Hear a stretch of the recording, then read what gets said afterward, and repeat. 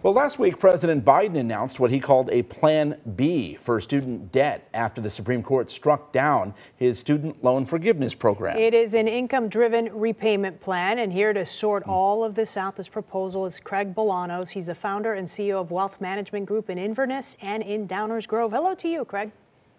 You know, good to be back with you. And yes, this has got to be the avalanche issue in America right now. $1.6 trillion of debt, 43 million Americans all affected. Everyone's listening. Okay, so I want to ask you this because there has been so much confusion about when the repayment begins, so many moving pieces. Explain to folks where we're at right now and when they have to begin repaying those loans.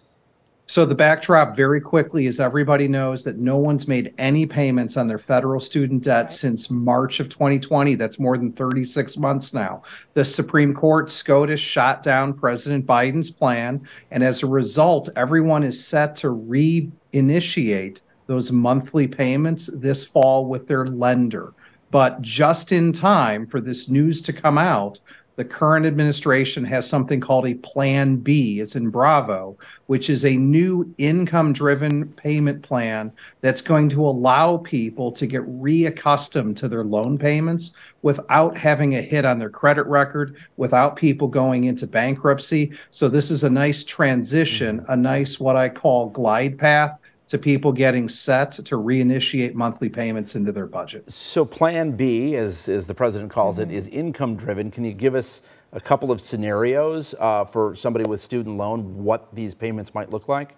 Yeah, right now we already have income-driven repayment plans in this country, but these new income-driven payment plans under the president's proposal is going to limit it to a small percentage of someone's discretionary income. I think that's going to be valuable for a lot of the 43 million Americans who are struggling right now with the high cost of food, the high cost of healthcare, and in particular, the high cost of shelter. I think what viewers really want to know is if I was previously a part of an income-driven repayment plan, what am I going to need to do to sign up for this new on-ramp or off-ramp, as we'll call it, which is Plan B? The good news is you're going to automatically be enrolled in what's called the SAVE program. I think the biggest takeaway from this is everyone who's watching right now needs to get reconnected with their lender, reconnected with the terms and conditions on their loan, and start making room in that monthly budget by making good choices so you don't have a financial hardship as these payments reinitiate. All right, let me ask you this, because the Supreme Court did make a ruling and now we've got sort of this second plan in place. Is it likely that this new plan will also face some court challenges?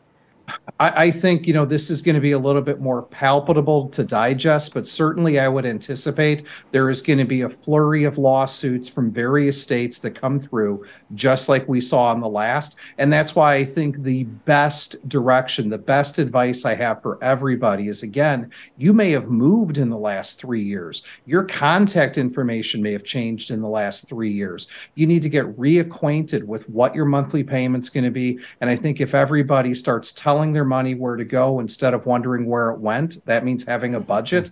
People are going to be able to hope for the best, plan for the worst. But yes, this too might get knocked down once we go through the court system. Okay. But a big part of this is whether, you know, people should have been setting aside money, assuming they're going to have to make those payments eventually, right? You know, at the end of the day, yes. I mean, but the story arc is one of humans. I mean, what makes America great is we do meals and entertainment and travel and leisure better than most people. And I have to think having not made student loan payments has certainly helped with this economic recovery. But to your point now, all of us have a dose of reality coming into the fall that there's going to be less discretionary spending. You're seeing that already ripple through the economy with several retailers who are calling it out. And heck, we're talking about it on WGN TV right now. So I hope everybody gets set for it. All right, buckle up. Thank you so much, Craig Bolanos. You can check out Wealth Management Group in Inverness and Downers Grove and online at investwithwmg.com.